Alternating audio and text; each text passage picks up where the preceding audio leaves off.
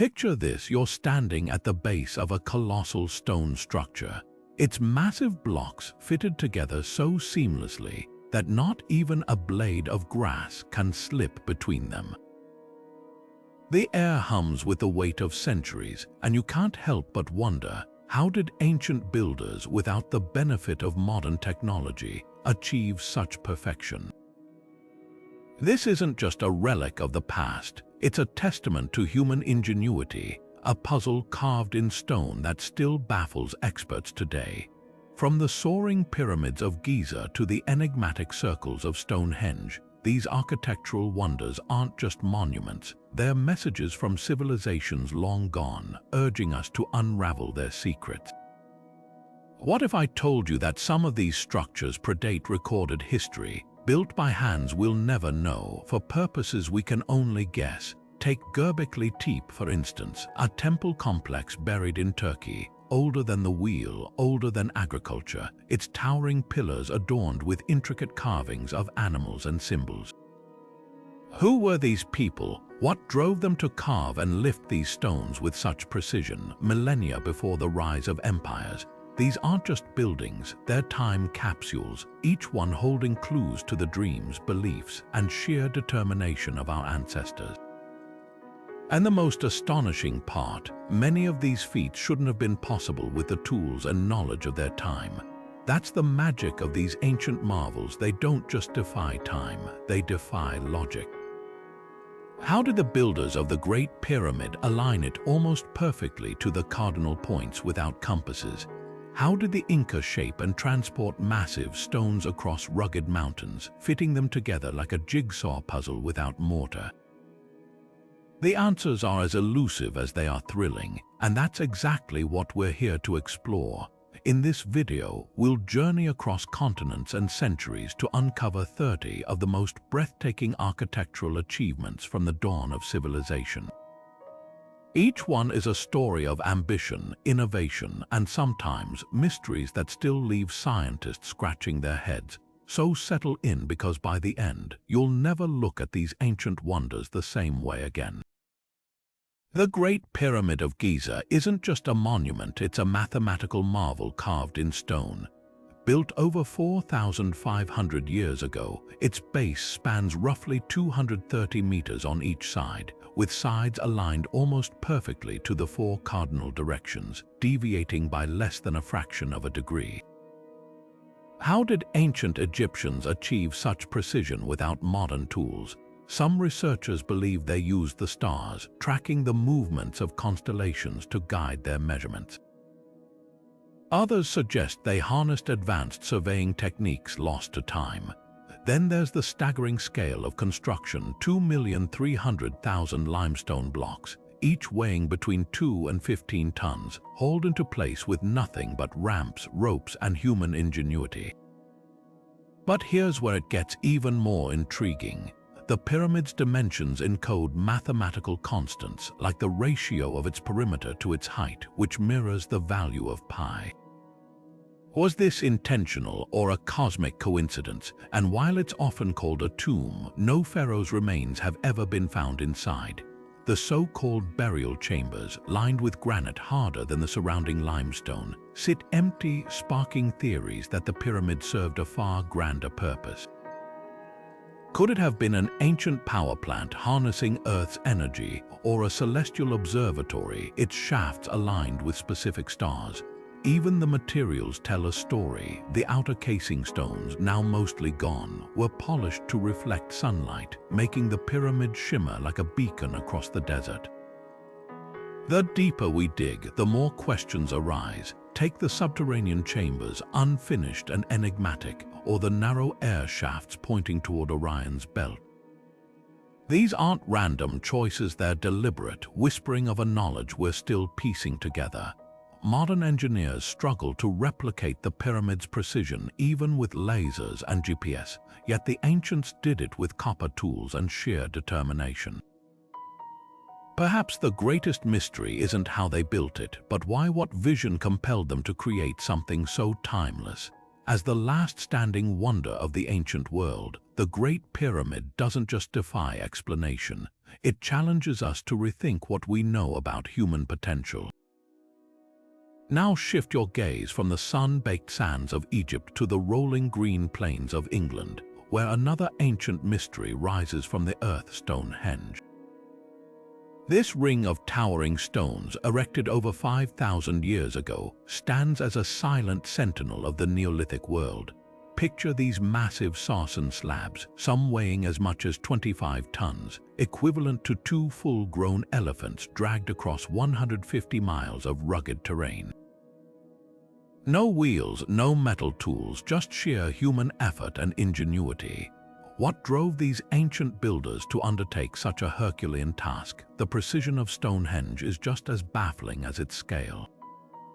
The monument aligns perfectly with the summer and winter solstices, the stones framing the rising and setting sun like a celestial doorway. During the summer solstice, sunlight pierces through the heel stone, casting a beam directly into the heart of the circle. Was this a Neolithic calendar marking the seasons for planting and harvest, or perhaps a sacred space where rituals unfolded under the watchful eye of the cosmos? Without written records, we're left to piece together clues from the bones, tools, and artifacts scattered around the site, silent witnesses to ceremonies lost to time. Then there's the question of construction.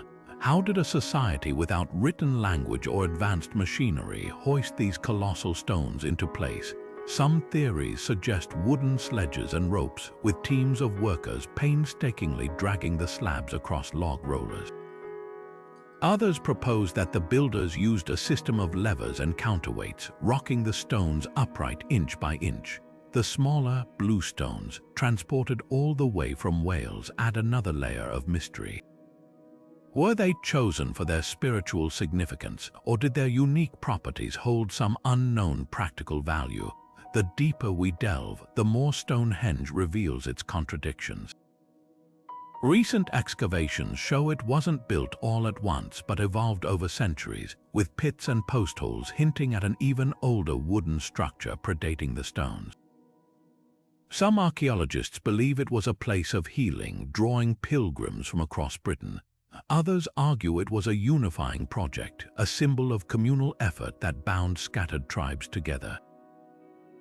One thing's certain: this wasn't just a pile of rocks. It was a carefully engineered masterpiece, a testament to the sophistication of people we often underestimate.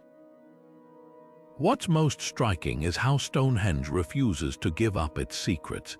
Even today, with ground-penetrating radar and 3D modeling, we're still uncovering new features: hidden pits, ceremonial pathways, and evidence of feasts that fed thousands.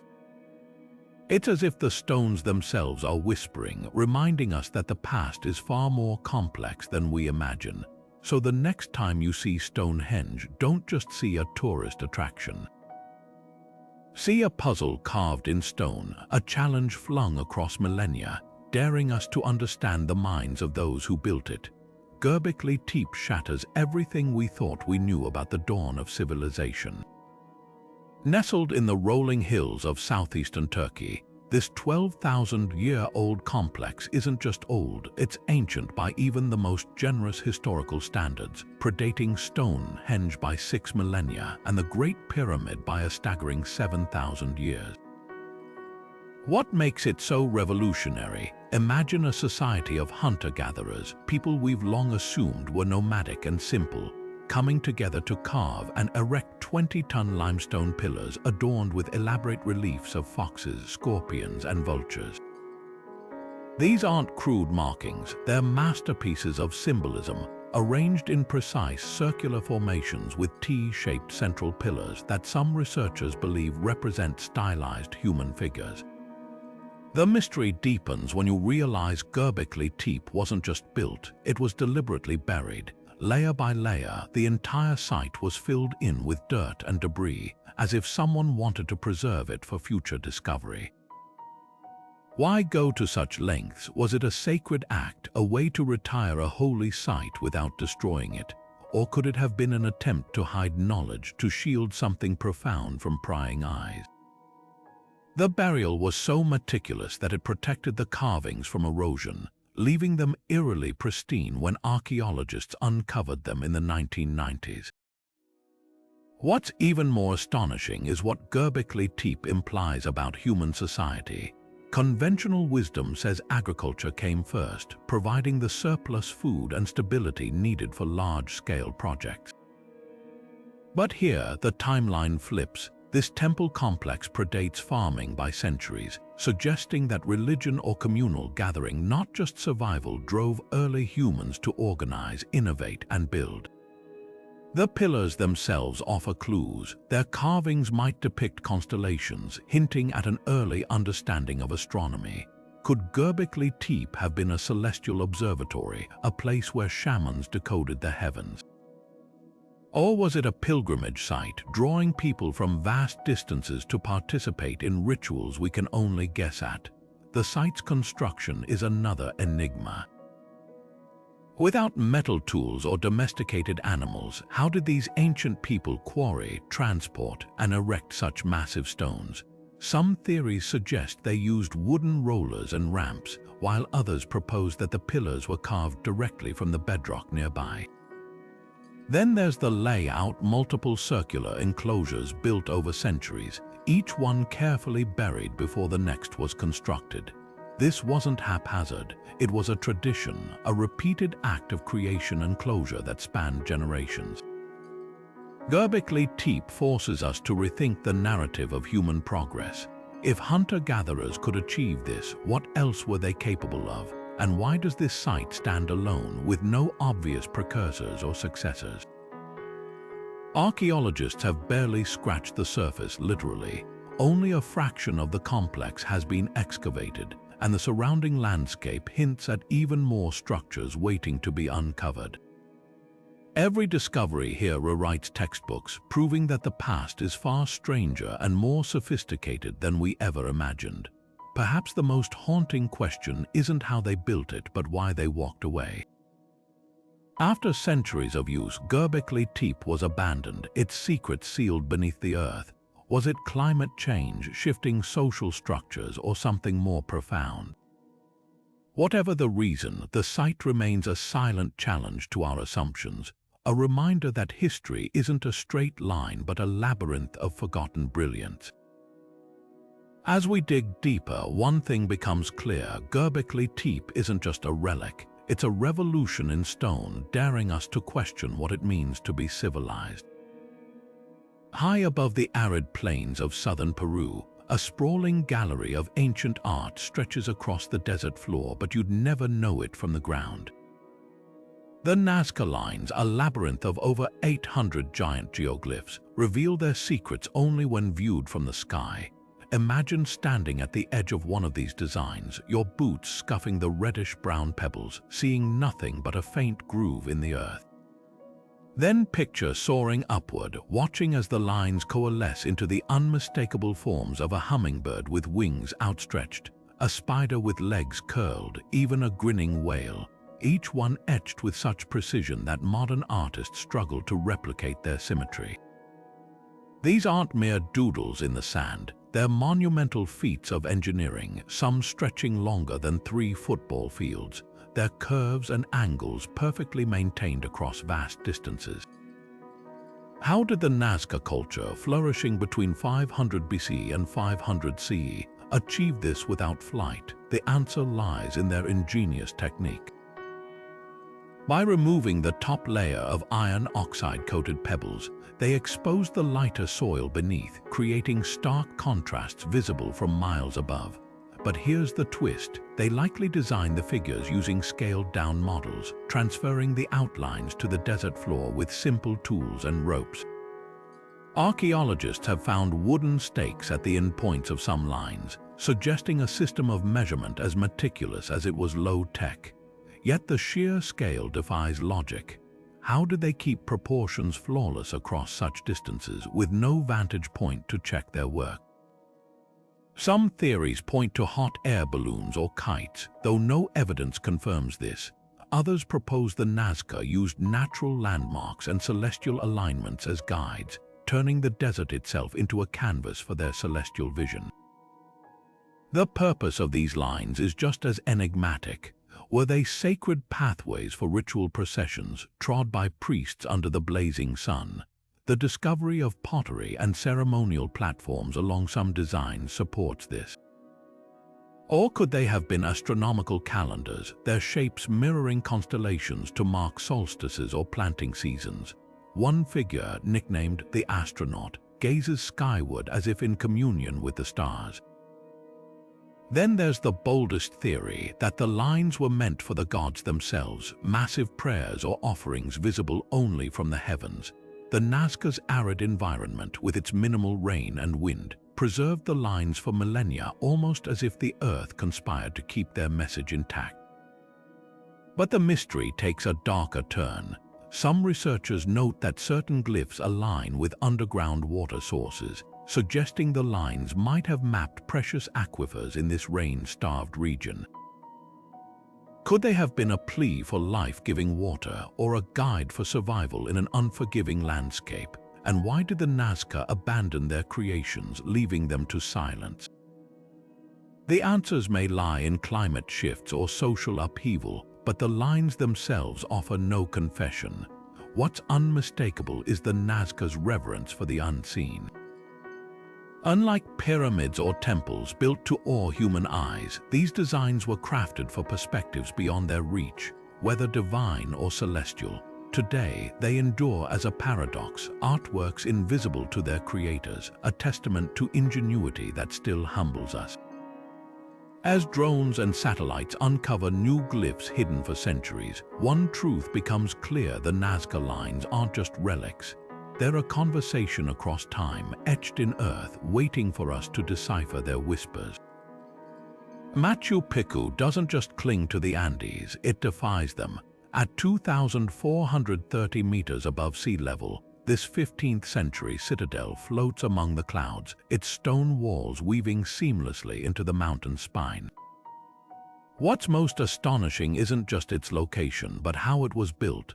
The Incas carved and placed each granite block with such precision that even today, you can't slip a credit card between the joints. No mortar, no adhesive, just geometry so flawless that these walls have withstood 500 years of earthquakes, their stones dancing slightly during tremors before settling back into perfect alignment. It's as if the builders knew the earth would tremble and designed their city to move with it. The purpose of Machu Picchu only deepens the mystery. Was it a retreat for Inca royalty, a place where emperors like Pachacuti escaped the bustle of Cusco? The presence of luxurious residences and ceremonial baths suggests opulence fit for a king.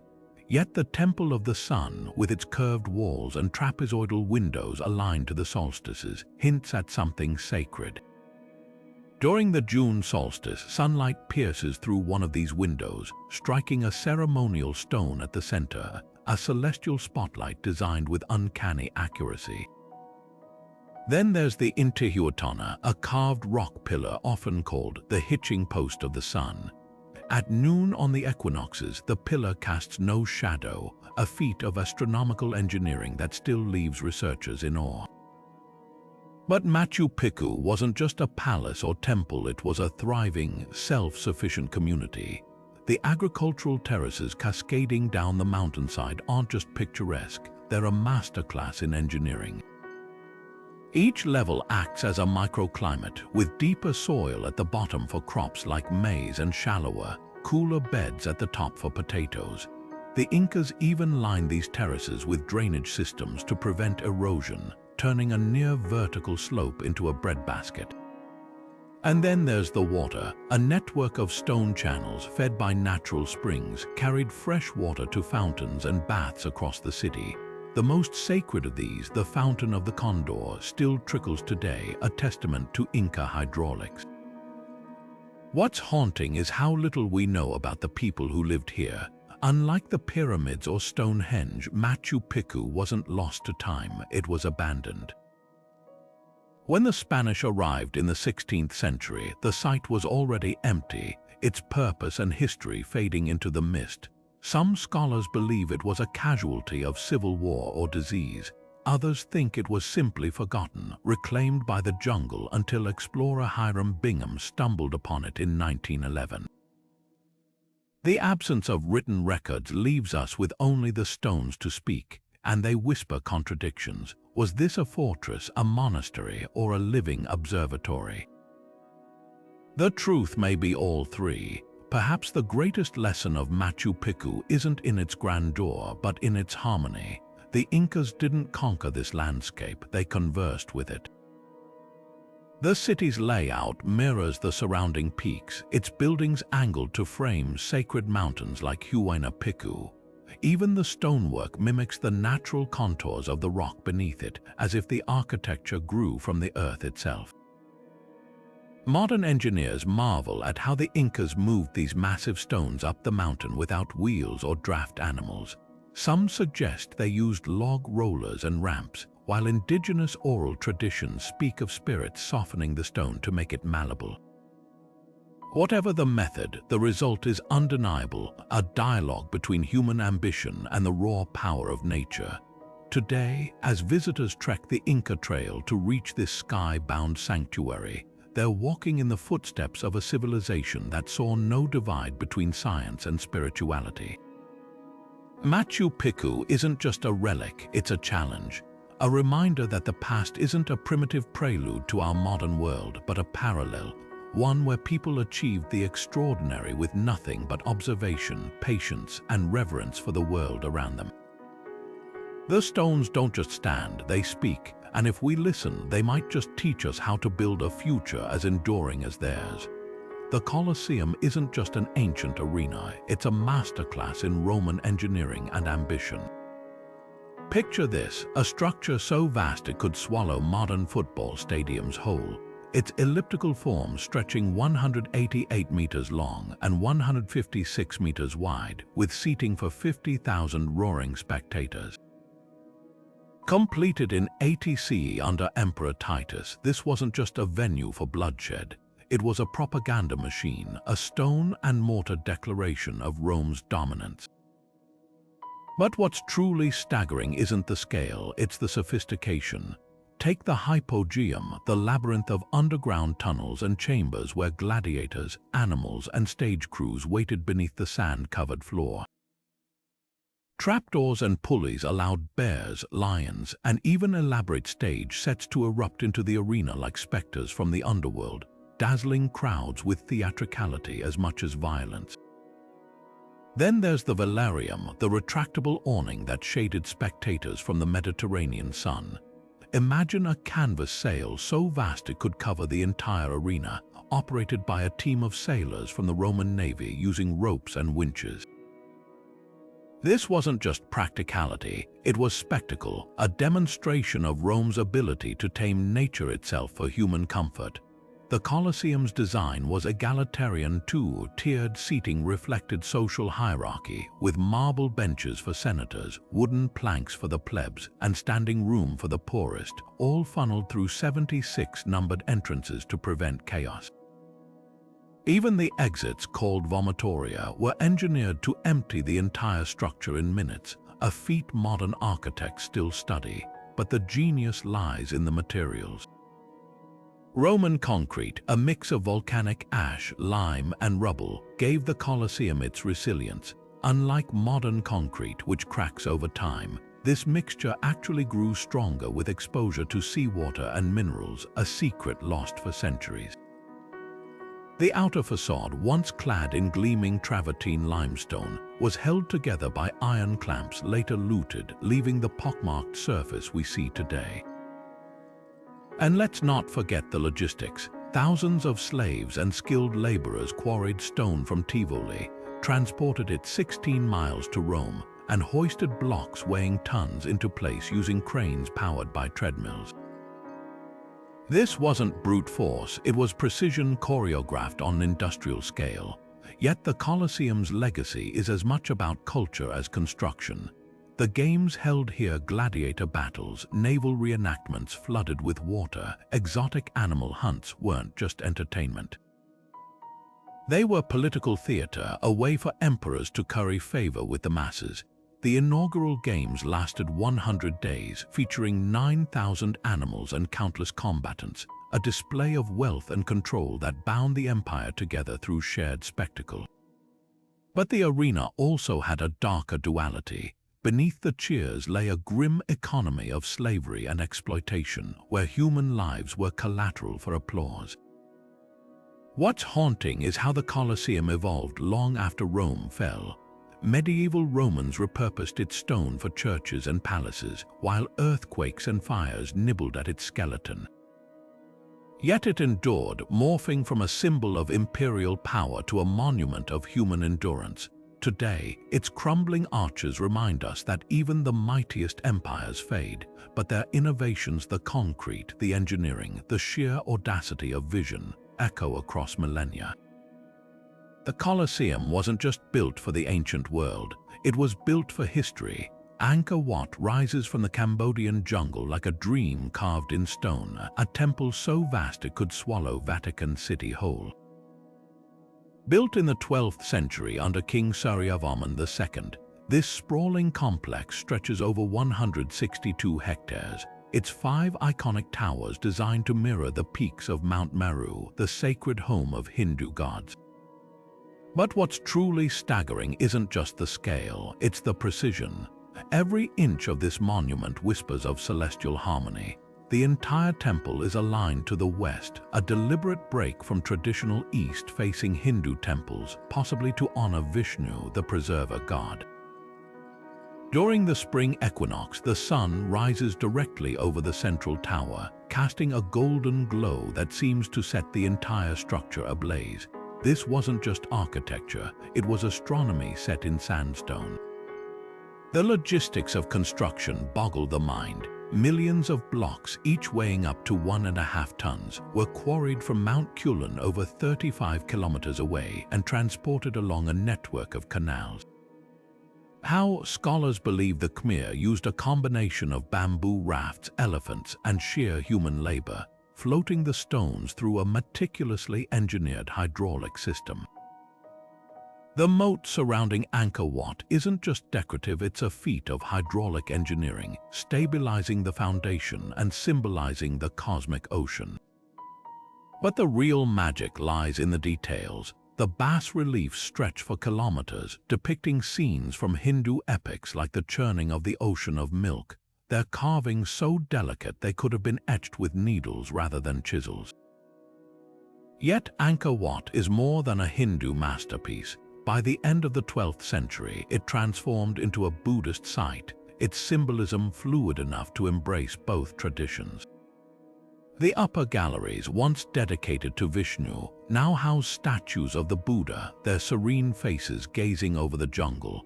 This duality reflects the Khmer Empire's spiritual evolution, a testament to its ability to absorb and adapt. Walk through the galleries at dawn, and you'll see sunlight filtering through lattice windows, casting intricate shadows that shift with the seasons, an ancient calendar in stone. What's haunting is how Angkor Wat was lost to the world for centuries, reclaimed by the jungle until French explorer Henry Mauhat stumbled upon it in 1860. The vines and roots that once threatened to devour it also preserved it, shielding the carvings from erosion and war. Today, as laser scans reveal hidden chambers and satellite imagery uncovers buried cities around it, Angkor Wat reminds us that the past isn't static.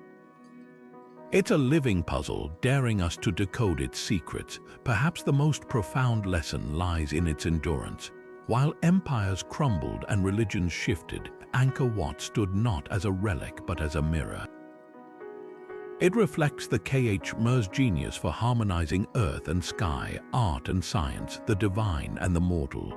The stones don't just tell stories, they ask questions. How did a civilization with no modern tools achieve such perfection? And what might we learn from their vision? As the sun sets over the lotus-filled moat, one thing is clear: Angkor Wat wasn't just built for kings or gods. It was built for eternity. The Parthenon stands atop Athens' Acropolis like a hymn in marble, its white Pentelic stone glowing gold at dawn. Built between 447 and 432 BCE, this temple to Athena wasn't just a religious site. It was a declaration of Athenian pride, funded by the spoils of war and designed to outshine all rivals. But what makes it extraordinary isn't just its age or grandeur. It's the way the architects played tricks on the human eye. Every line that seems straight is actually a masterful deception. The columns bulge slightly in the middle, a technique called intosses, countering the optical illusion that makes straight columns appear concave. The platform curves upward at the center, and the columns tilt inward, all calculated adjustments so subtle that most visitors never notice, yet they create an uncanny sense of harmony. Dig deeper, and the mathematical brilliance unfolds. The Parthenon's proportions follow the golden ratio, a divine harmony revered by the Greeks. The rectangle of the temple's base fits perfectly within a golden rectangle, and even the spacing of the columns reflects this sacred geometry. But here's the twist: nothing is uniform. Each column varies in thickness, spacing, and taper, adjusted to compensate for how the human eye perceives distance and shadow. It's as if the builders knew we'd see their work not with rulers but with souls. Then there's the resilience. For over 2 millennia, the Parthenon has endured invasions, explosions, and earthquakes. In 1687, a Venetian cannonball ignited Ottoman gunpowder stored inside, blowing apart the temple's midsection, yet the core structure held. The secret, flexible iron clamps wrapped in lead to prevent rust, allowing the stones to shift slightly during tremors without collapsing. The Greeks didn't just build for their time, they built for eternity.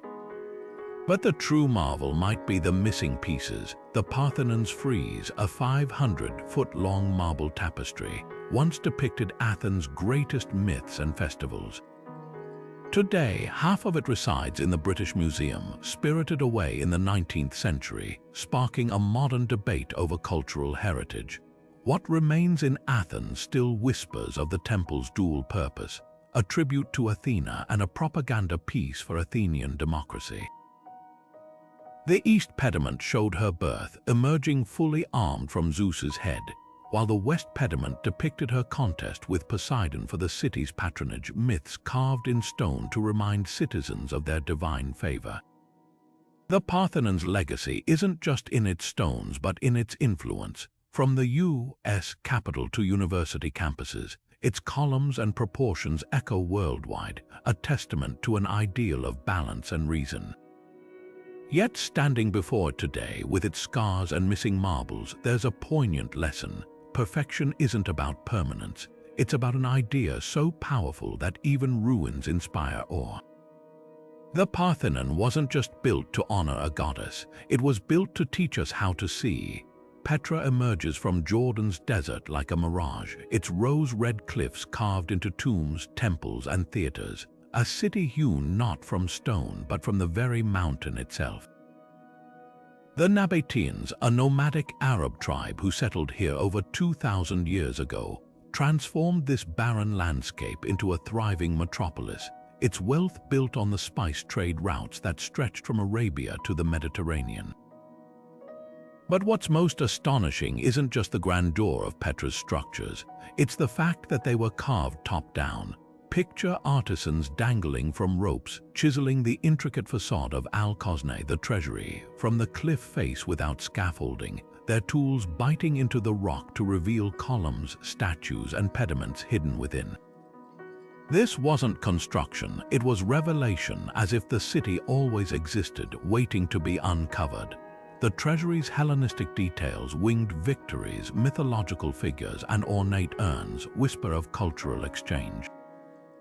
Though the Nabateans were neither Greek nor Roman, they absorbed and adapted artistic styles from traders passing through their gates.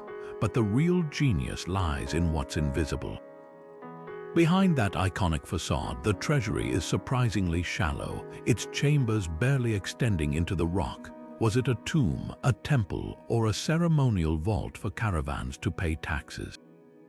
The truth remains as elusive as the morning mist that clings to Petra's cliffs. Survival in this arid landscape required innovation, and the Nabateans were hydraulic engineers without equal. They tamed flash floods with a network of dams, cisterns, and ceramic pipes that channeled rainwater into reservoirs, supplying the city with up to 12 million gallons annually. Walk through the narrow gorge that serves as Petra's entrance, and you'll see channels carved into the walls, remnants of an ancient aqueduct that turned a desert into an oasis. Even their tombs were designed with water in mind gutters and spouts diverted rainfall to prevent erosion, preserving the intricate carvings for millennia. Yet Petra's greatest secrets may still lie buried. Recent LiDAR scans have revealed hidden structures beneath the sand, including a massive platform possibly used for rituals. Some tombs, like the monastery, sit atop 800-step ascents, their doorways aligned with solstice sunrises. Others contain cryptic inscriptions in a script that's never been fully deciphered. And then there's the mystery of Petra's decline. By the 7th century, earthquakes and shifting trade routes had emptied the city, leaving it to the Bedouins who guarded its location as a closely held secret for centuries. What's haunting is how Petra refuses to be pinned down. It's a crossroads of civilizations, a place where Arab, Greek, and Roman influences blend into something entirely unique. The rose-red stone changes hue with the sun, glowing crimson at dawn, soft pink at midday, and dusky purple by twilight, as if the city itself is alive, breathing with the rhythms of the desert. Modern visitors often feel it too, that uncanny sense of walking through a dream, where every turn reveals another marvel carved by hands long gone but speaking across time. Petra wasn't just built, it was conjured, and its greatest treasures might still be waiting in the shadows. Chichen Itza's El Castillo pyramid doesn't just dominate the Yucatan jungle, it converses with the cosmos. Each of its 4 staircases boasts 91 steps, and when you add the shared platform at the top, they total 365, mirroring the solar year with uncanny precision. But the real magic happens during the equinoxes. As the sun sets in late March and September, shadows slither down the northern staircase, merging with sculpted serpent heads at the base to create the illusion of a giant feathered snake descending from the heavens. This isn't just artistry, it's celestial choreography, a testament to the Maya's mastery of astronomy and their deep connection to the cycles of nature. How did a civilization without telescopes or written numerals calculate these alignments so flawlessly? The answer lies in patience and observation. The Maya tracked the sun's movements for generations, etching their findings into codices and aligning structures to serve as permanent observatories. El Castillo's corners are angled to mark the solstices, while its staircases frame Venus's appearance as a planet they revered as both a god and a harbinger of war. The pyramid isn't a standalone wonder, it's part of a larger astronomical complex. Nearby, the caracol structure, with its narrow windows and spiral interior, functioned like an ancient telescope, its sightlines pinpointing Venus's risings and settings with eerie accuracy. Then there's the acoustics, another layer of mystery. Clap your hands at the base of El Castillo, and the echo doesn't just bounce back, it chirps like the sacred Quetzal bird. Across the site, the Great Ball Court amplifies whispers into audible conversations, a phenomenon modern acousticians still struggle to replicate. Some theories suggest the Maya engineered these sonic quirks intentionally, using sound to simulate divine voices during rituals. The ball game itself was no mere sport. It was a cosmic drama where players reenacted myths of creation and sacrifice, their movements echoing the paths of celestial bodies. Yet Chichen Itza's genius extends beyond science. The pyramid is a physical manifesto of Maya cosmology, its 9 terraces representing the underworld's layers, while the temple at its summit symbolizes the heavens. Even the materials tell a story. Unlike the stone-heavy pyramids of Egypt, El Castillo was built with porous limestone, allowing it to breathe during tropical storms and resist erosion. The Maya didn't just construct a monument, they wove time, faith, and physics into a single, shimmering testament to their worldview. What's haunting is how abruptly this knowledge was interrupted. By the time Spanish conquistadors arrived, Chichen Itza was already abandoned, its precise astronomical methods fading into legend. Today, as the equinox shadow slithers down the pyramid once more, it feels less like a relic and more like a challenge, a reminder that the past's brilliance isn't lost, just waiting to be understood. The stones don't just stand, they speak in the language of light and shadow, urging us to listen. Easter Island's Moai stare inland with hollow eyes, their towering forms a silent enigma in the Pacific. Carved from compressed volcanic ash between the 13th and 16th centuries, these statues average 4 meters tall, but some loom twice that height, weighing as much as 80 tons. Imagine the audacity of the Rapa Nui people, who shaped these monoliths with nothing but basalt hand chisels, then transported them up to 18 kilometers across rugged terrain without wheels, draft animals, or even ample timber. The logistics seem impossible, yet over 900 Moai dot the island, some abandoned mid-journey as if frozen in time. Theories about their movement read like a detective novel.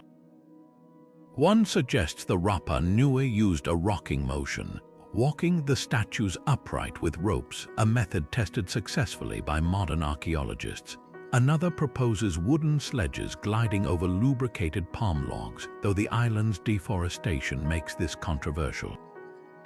Most haunting are the oral traditions that speak of the statues moving by mana, spiritual power guided by priests who communed with ancestors.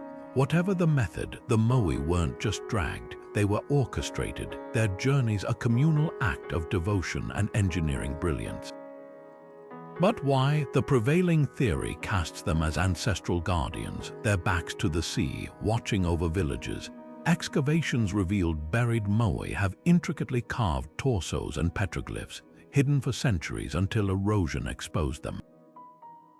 Others argue they were status symbols erected by competing clans in a ritual arms race. The largest, El Gigant, lies unfinished in the quarry 21 meters long, a monument to ambition that outpaced resources. This leads to Easter Island's darkest mystery, its ecological collapse. Pollen studies show the island was once lush with palm forests, but by the time Europeans arrived in 1722, it was a barren grassland. Did the Rapa Nui cut down every tree to move Moai, triggering soil erosion and famine? Or was it invasive rats, climate shifts, or societal strife? The truth likely blends all these, a cautionary tale of resource depletion. Yet the Moai endure, not just as relics of collapse but as testaments to resilience. After the deforestation, the Rapa Nui shifted from carving giants to worshipping the birdman cult, adapting their beliefs to survive. The Moai's silence is deceptive. They speak of a people who reached for the monumental, who balanced art and survival in one of Earth's most isolated places. Their unanswered questions, how they moved, why they stopped, aren't just archaeological puzzles. They're mirrors reflecting our own struggles with sustainability and legacy. As the wind whistles through the Moai's hollow eye sockets, it carries a whisper. Civilizations rise, but only if they listen to the land. The Great Wall of China snakes across mountains and deserts like a dragon's spine, its staggering length equivalent to half the circumference of the Earth. But this isn't just a wall, it's a mosaic of dynasties, each layer telling a story of desperation and brilliance. Construction began as early as the 7th century BC, with scattered fortifications built by warring states. It was Qin Shi Huang, China's first emperor, who connected these fragments in the 3rd century BC, creating a unified barrier against northern nomads. Imagine hundreds of thousands of laborers, soldiers, peasants, even convicts hauling stones and tamping earth under the whip of imperial ambition. Some were buried within the wall itself, their bones becoming part of its foundation, a grim echo of the human cost behind this colossal project. What's often overlooked is the wall's sheer adaptability.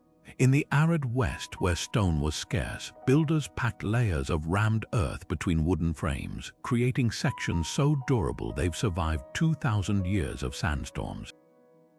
Near the capital, Ming Dynasty engineers faced a new threat: gunpowder. Their response: walls wide enough for 5 horsemen to ride abreast, fortified with watchtowers every 500 meters close enough to relay smoke signals within hours across hundreds of miles. But the real secret weapon was in the mortar. Ming builders mixed lime with sticky rice flour, creating a glue so strong it weathered earthquakes and Mongol arrows alike. Modern scientists analyzing this concoction found it forms a crystalline structure tougher than cement, a recipe lost for centuries. Yet the wall's greatest strength wasn't stone or starch, it was strategy. This wasn't just a barrier, it was an early warning system. Beacon towers on high peaks could transmit messages from the frontier to Beijing in a single day using coded combinations of smoke, flags, or gunshots. Garrisons stored grain and weapons in hidden chambers, turning the wall into a self-sufficient military highway. Ironically, the wall's weakest point was its defenders. Corruption and mutinies left sections undermanned, allowing invaders like the Manchus to breach it in 1644. But even in failure, the wall reshaped history. Its very existence pushed nomadic tribes westward, indirectly triggering migrations that redrew the map of Eurasia.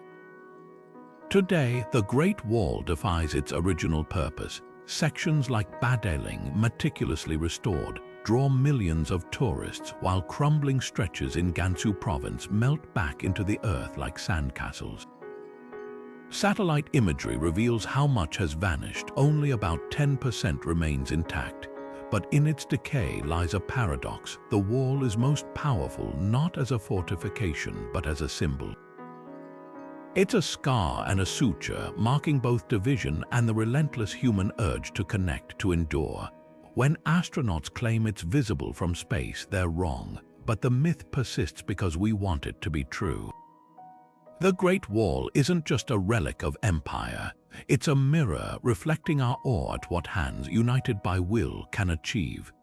The Roman Pantheon stands as a silent revolution in stone, its dome stretching 43 meters across, a record that held for over 1,300 years.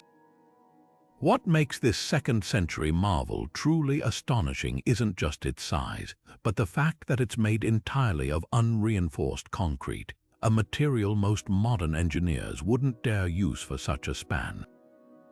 Step inside and your eyes instinctively travel upward to the oculus, the 9-meter-wide opening at the dome's peak. At noon on a sunny day, sunlight pours through like a spotlight, tracing a slow arc across the marble floor as the earth turns. During rain, water falls freely into the space, vanishing almost magically through 22 nearly invisible drains in the floor, a system so efficient that puddles rarely form. This wasn't just architecture, it was a dialogue between the heavens and the earth, designed to remind visitors they stood beneath the watchful eye of the gods.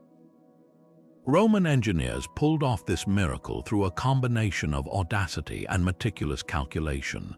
The dome's thickness decreases as it rises, from 6 meters at the base to just 1 meter near the oculus, its weight carefully distributed by embedding lighter materials, volcanic pumice and porous tufa, into the upper layers of concrete.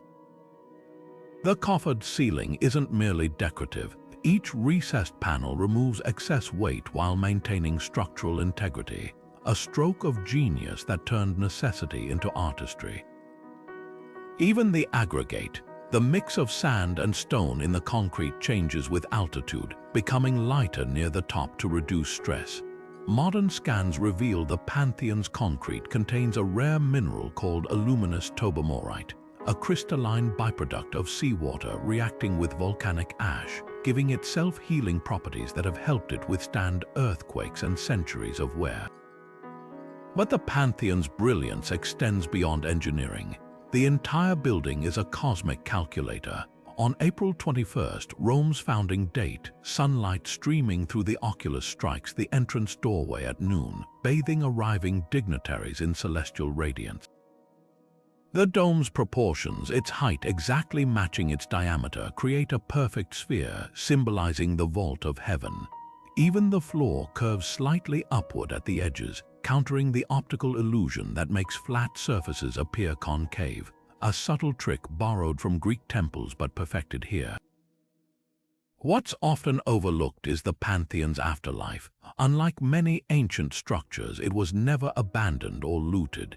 Converted into a Christian church in the 7th century, its continuous use preserved it from the ravages of time. Today, its influence echoes in landmarks from the U.S. capital to the dome of Florence's cathedral, where Renaissance architects studied it as the ultimate model of harmony and proportion. Even the oculus inspired modern designs like the one in Foster plus Partners Berlin Reichstag, where a mirrored cone reflects sunlight into the parliamentary chamber below. Standing beneath that open circle of sky, you realize the Pantheon wasn't just built to impress. It was built to endure not just physically but intellectually. Every curve, every material choice whispers a challenge, to build not for the present but for the ages. As sunlight and rain continue their eternal dance through the oculus, the Pantheon remains a testament to a truth as timeless as its dome. That true innovation isn't about reinventing the wheel but perfecting it. The Hanging Gardens of Babylon hover between history and legend, a verdant paradise said to have blossomed in the heart of Mesopotamia's arid plains. Ancient writers like Strabo and Diodorus Siculus painted vivid pictures of terraced gardens rising like a green mountain above the Euphrates, their lush foliage sustained by an intricate irrigation system that defied the desert. According to legend, King Nebuchadnezzar II built them in the 6th century BC to comfort his wife, Amytis, who longed for the forests of her homeland. Imagine the spectacle: water lifted from the river by hidden screws or chain pumps, cascading down tier after tier of blooming trees and exotic plants, their roots shielded from the sun by layers of bitumen and lead. It's a story so enchanting that the gardens earned a spot among the 7 wonders of the ancient world. Yet here's the twist: no physical trace of them has ever been found. The mystery begins with the sources themselves. The most detailed accounts come from Greek historians writing centuries after the garden's supposed existence, their descriptions tinged with the awe of travelers recounting second-hand tales. Even Babylonian records, meticulous in documenting Nebuchadnezzar's building projects, omit any mention of these gardens. Some scholars argue they might have been confused with another site, perhaps the Grand Gardens of Nineveh, built by Assyrian King Sennacherib, whose advanced aqueducts and irrigation systems match the descriptions. Others propose the gardens were purely metaphorical, a poetic ideal of imperial power and human dominion over nature. Then there's the engineering puzzle. Could a structure like this have existed in ancient Babylon? The city's flat terrain lacked natural elevation for terraces, meaning the gardens would have required an artificial mountain of soil and stone, a feat comparable to building a pyramid. Water-lifting technology of the time, like the Archimedes screw, wasn't documented until centuries later, though it's possible the Babylonians devised their own methods now lost to history. Recent excavations near Nebuchadnezzar's palace revealed an unusual series of vaulted chambers and wells, sparking speculation they might have supported garden terraces. But without definitive inscriptions or botanical remains, the evidence remains as elusive as a mirage. What's fascinating isn't just the question of whether the gardens existed, but why their legend endures. They've inspired everything from medieval illuminated manuscripts to modern reinterpretations in botanical gardens worldwide. Perhaps their power lies in the universal human longing to create beauty in barren places, to forge oases against the odds. Whether real or imagined, the Hanging Gardens remind us that the line between myth and history is often as fluid as the waters said to have cascaded down their tiers. And who knows, somewhere beneath Babylon's sands, a tangle of roots and ruins might still be waiting to turn legend back into stone. Buried beneath the dry earth of China's Shaanxi province lies an army frozen in time, not of flesh and blood but of clay and fire. The Terracotta Army, stumbled upon by farmers digging a well in 1974, is no mere collection of statues. It's an entire military division, over 8,000 strong, each soldier crafted with meticulous individuality. Walk among them and you'll notice no two faces are alike. Some wear expressions of stoic resolve, others hint at youthful determination, their features as distinct as real recruits in a living army. Even their armor tells a story, with intricate carvings revealing ranks and specialties, from archers with their sleeves rolled up for mobility to cavalrymen clad in scaled plates. This wasn't mass production, it was portraiture on an industrial scale, a feat that would challenge modern sculptors, let alone artisans working over 2,000 years ago. The secret to their creation lies in an assembly line centuries ahead of its time. Artisans worked in teams, crafting body parts separately, torsos, limbs, heads, using standardized molds for efficiency. But here's where the magic happened. After assembly, each figure was personalized by hand. Hair was styled in regional fashions, facial features were reshaped with fresh clay, and even the treads on their shoes were textured to reflect different terrains. Some bore traces of paint, proving these warriors once blazed in vibrant purples, reds, and greens before centuries underground faded them to earth tones. The kilns needed to fire such massive figures must have been colossal, yet no trace remains, suggesting they were dismantled to keep the tomb's location secret. Then there's the tomb itself, a sprawling necropolis still largely unexplored. Ancient texts describe rivers of mercury coursing through its chambers, mimicking the Yellow and Yangtze rivers, a claim modern science confirms. Soil tests reveal mercury levels far above normal, hinting at vast reservoirs beneath the earth. Why? Qin Shi Huang obsessed over immortality, and mercury was thought to grant eternal life, though it ironically may have hastened his death from poisoning. The emperor's burial mound, a pyramid-like hill, remains sealed, protected by booby traps described in historical records as crossbows rigged to fire at intruders. What's most staggering isn't just the scale, but the urgency. The entire project, thousands of statues, chariots, even terracotta acrobats and bureaucrats, was completed in under 40 years, a blink in architectural terms. This was a ruler who unified China's warring states, standardized writing, and built roads, all while commissioning his own mausoleum, the army's purpose. To guard him in the afterlife, a testament to both his paranoia and his power, modern technology peels back layers of the mystery without dispelling its awe. Scans reveal hidden chambers, while DNA analysis shows artisans' bones bear marks of repetitive stress, clues to their grueling labor.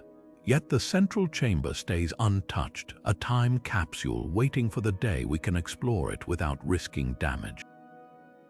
Until then, the Terracotta Army stands as a paradox, both a monument to one man's ego and a tribute to the nameless craftsmen whose hands shaped immortality from clay. Their silent ranks remind us that history isn't just written by emperors, but by the countless unseen hands that build their legacies. Rising from the jungles of Java like a stone lotus, Borobudur stands as a silent symphony of spirituality and geometry. Built in the 9th century by the Sailendra dynasty, this colossal Buddhist temple stretches 123 meters across, its 9 stacked terraces forming a perfect mandala, a cosmic diagram meant to guide pilgrims from the earthly realm to enlightenment. Picture walking its 4-kilometer circumambulation path, your fingers tracing over 2,600 intricately carved relief panels that unfold like a sacred comic strip, depicting the life of the Buddha and the principles of karma. Each step upward isn't just physical, it's a metaphorical ascent, the three levels of Buddhist cosmology: Kamadhatu, desire; Rupadhatu, form; and Arupadhatu, formlessness, materializing in stone beneath your feet. The precision here is otherworldly. Borobudur's builders align the entire structure with celestial events, its cardinal points marking the equinoxes so accurately that during sunrise on these days, shadows create a perfect alignment with the temple's stupas. The central dome, crowned by 72 perforated stupas, each housing a serene Buddha statue, acts as a giant stone compass, but one calibrated for the soul. Even more astonishing, the entire monument was constructed without mortar. Interlocking volcanic andesite blocks fit together like a 3D puzzle, their weight and friction alone holding them in place through earthquakes and monsoons. Modern engineers still marvel at how these 9th century architects accounted for seismic activity, designing the terraces to flex slightly during tremors, a technique now echoed in skyscrapers. Then there's the mystery of its disappearance. Sometime after the 14th century, Borobudur vanished beneath layers of volcanic ash and jungle overgrowth, possibly abandoned after the region's shift to Islam.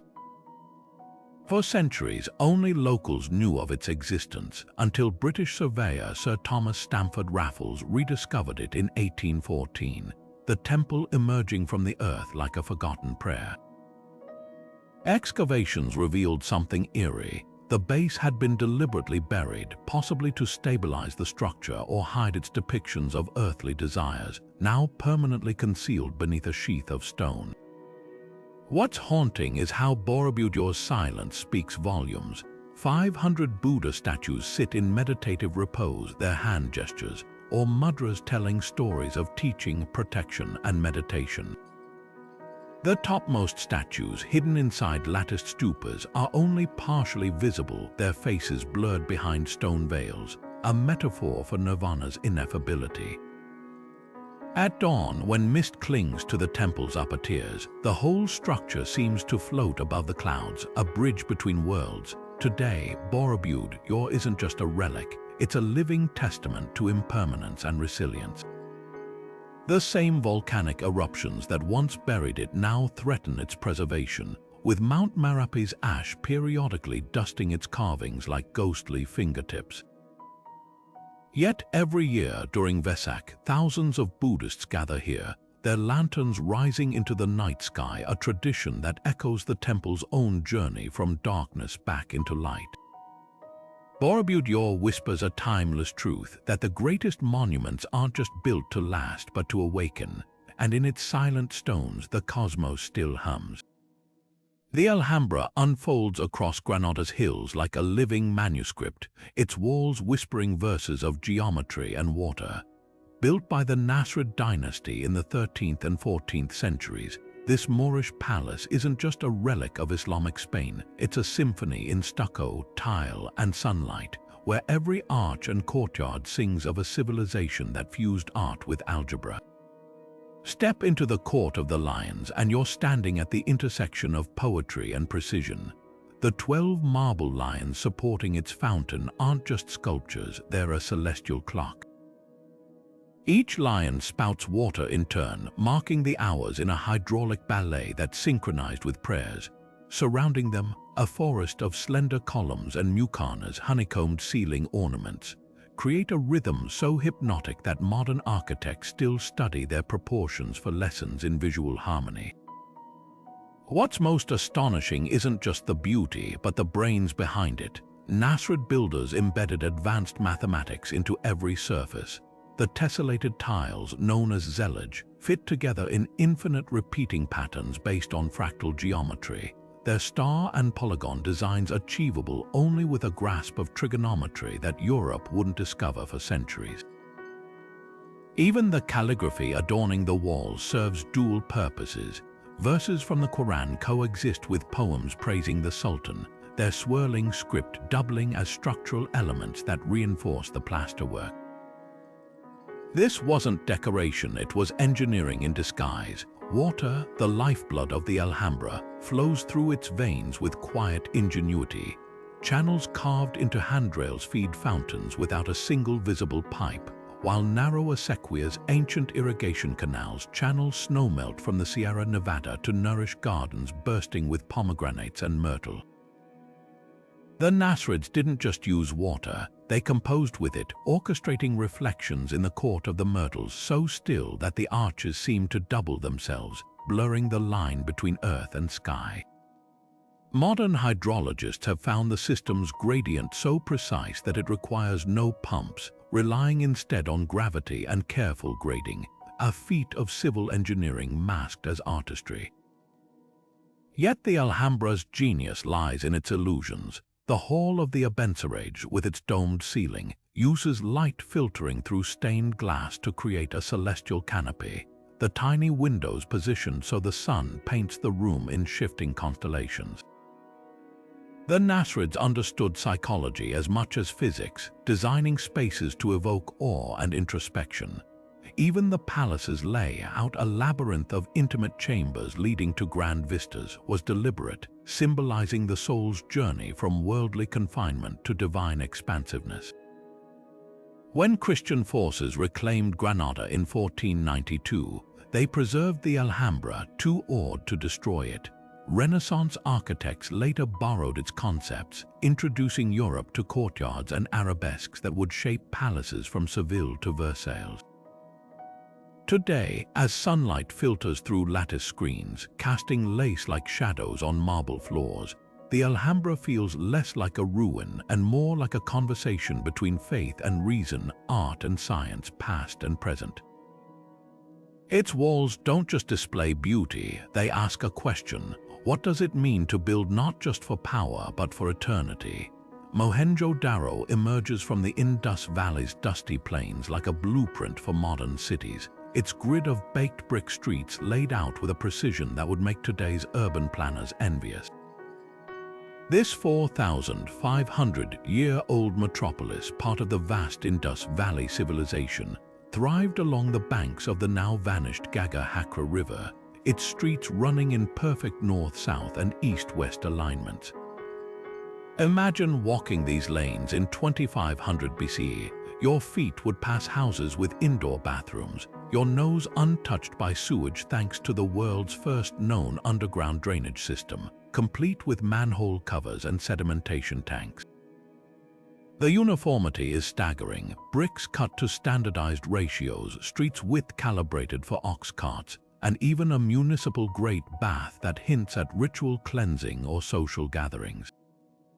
This wasn't just a settlement, it was a masterclass in communal living, designed with a foresight that wouldn't be matched for millennia. What's most startling isn't what Mohenjo-Daro built, but what it didn't. Unlike contemporary cities like or Memphis, there are no towering ziggurats, no opulent palaces screaming of kings or gods. The largest structures are modest assembly halls or granaries, suggesting a society that prioritized collective welfare over individual glorification.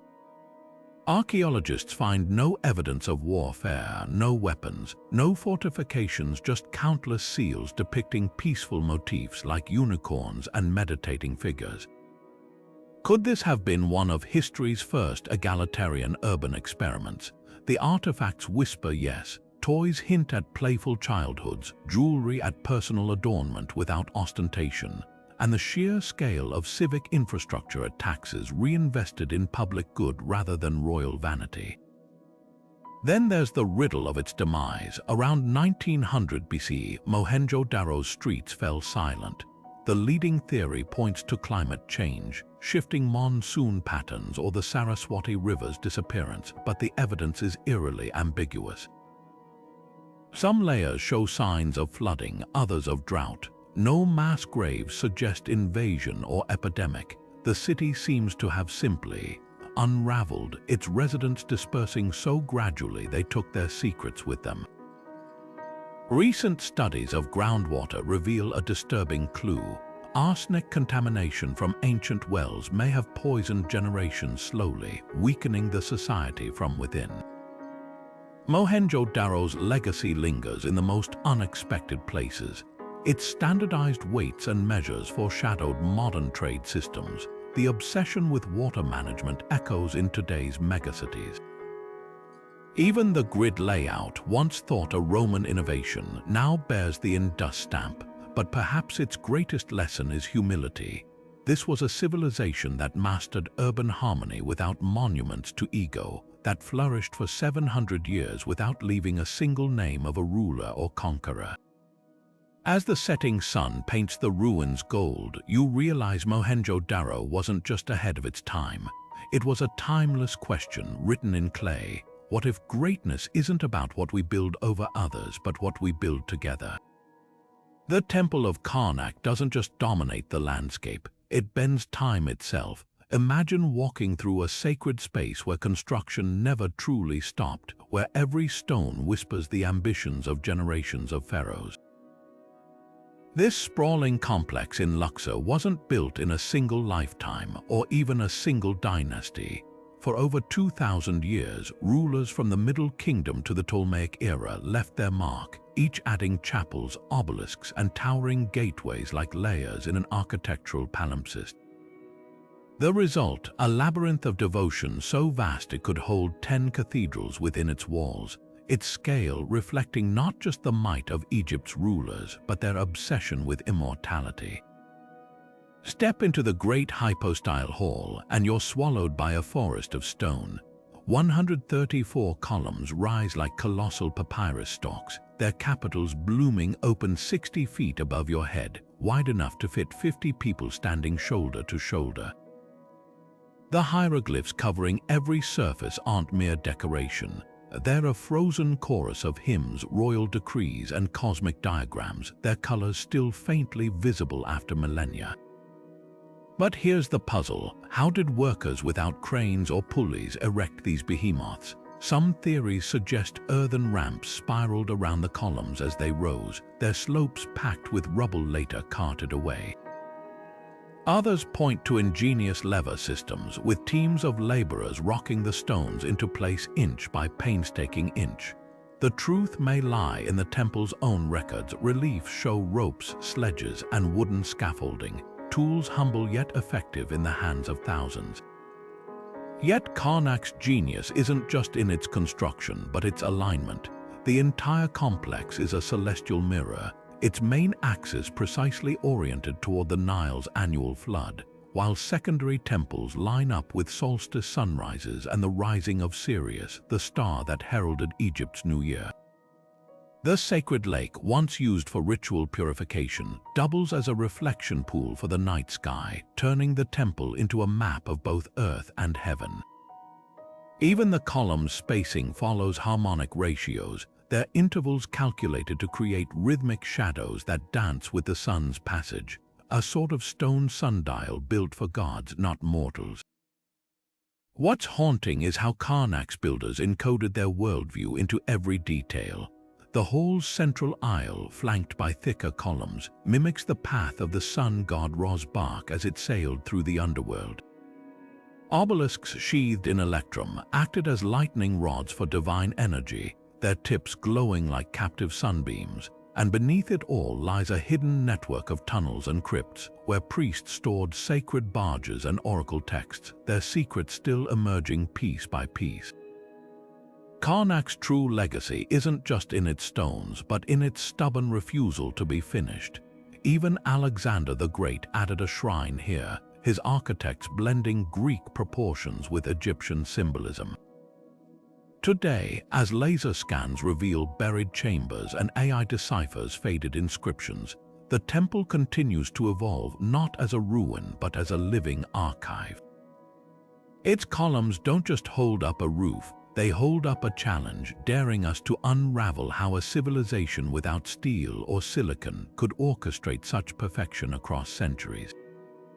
The answer might be simpler than we think. They built not for years but for eternity. The Leaning Tower of Pisa defies gravity with a grace that shouldn't exist, its 5-degree tilt making it seem perpetually caught mid-fall. What began as an engineering blunder in 1274, when builders laid its foundation on unstable clay and sand, became a stroke of accidental genius. By the time workers reached the third story, the tower was already leaning, yet they pressed on, adjusting upper floors to compensate, creating a subtle curve in the structure like a reed bending in the wind. For centuries, the tower inched further off-center, its tilt increasing by millimeters each year until by 1990, it was on the brink of collapse, leaning a precarious 5.5 meters from true. The rescue operation that followed was a high-stakes ballet of precision. Engineers couldn't just yank the tower upright. Sudden movements might shatter its 800-year-old masonry. Instead, they opted for a slow, surgical approach. First, they anchored the base with 600 tons of lead counterweights, like a pendulum balancing the lean. Then came the delicate soil extraction, removing tiny amounts of earth from beneath the raised side using drills and tubes, allowing the tower to settle back naturally. The process was agonizingly gradual, with teams monitoring shifts in real time via laser sensors. Over 11 years, the tower straightened by 45 centimeters, enough to stabilize it for another 3 centuries without erasing its iconic slant. What's often overlooked is how the tower's tilt shaped its legacy. The same soft soil that threatened its survival also absorbed seismic shocks, helping it weather at least 4 strong earthquakes unscathed. The bell chamber, added centuries later, was deliberately built off-center to counterbalance the lean, turning the tower into a patchwork of corrections spanning generations. Even Galileo allegedly used its tilt for experiments, dropping cannonballs to demonstrate gravity's laws, though historians debate whether this iconic story is fact or folklore. Today, the tower stands as a testament to imperfection's allure. Its tilt draws millions, but its true marvel lies in the collaboration across ages: medieval masons adapting on the fly, modern engineers wielding satellites and software, all united by a singular goal: to let the tower lean but never fall. The lesson isn't just in preservation, but in embracing flaws as part of the story. After all, if it stood perfectly straight, would anyone still whisper its name with wonder? The Hagia Sophia rises over Istanbul's skyline like a whispered conversation between heaven and earth, its dome floating almost weightlessly above a millennium and a half of history. When Emperor Justinian first entered the completed church in 537 CE, he reportedly whispered, "Solomon, I have surpassed you," a bold claim for a structure that defied every architectural convention of its time. The dome, stretching 31 meters across, wasn't just grand. It was revolutionary, held aloft by 4 curved triangles called pendentives, a technique that allowed the architects to transition seamlessly from a square base to a circular crown. This innovation distributed the dome's crushing weight so effectively that it remained the world's largest for nearly 1,000 years, a feat made even more astonishing by its apparent fragility. Sunlight pours through 40 windows at its base, creating the illusion that the dome hovers like a golden halo suspended from the heavens. What's often overlooked is the sheer audacity of the materials. The builders scavenged ancient ruins across the empire: columns from Ephesus, marble from Egypt, stones from Baalbek, melding them into a structure that felt both timeless and entirely new. The walls shimmer with sheets of gold mosaic, while the floor's green Thessalian marble was chosen to mimic the sea's restless surface, a subtle nod to Constantinople's maritime soul. Even the mortar held secrets. Analysis reveals it contained crushed pottery, lending it flexibility to withstand earthquakes that toppled lesser buildings. This wasn't just construction, it was alchemy, turning stone and faith into something ethereal. The Hagia Sophia's true genius lies in its ability to shape-shift with history. For 900 years, it stood as Christendom's grandest church, its mosaics depicting saints and emperors in glittering tessera.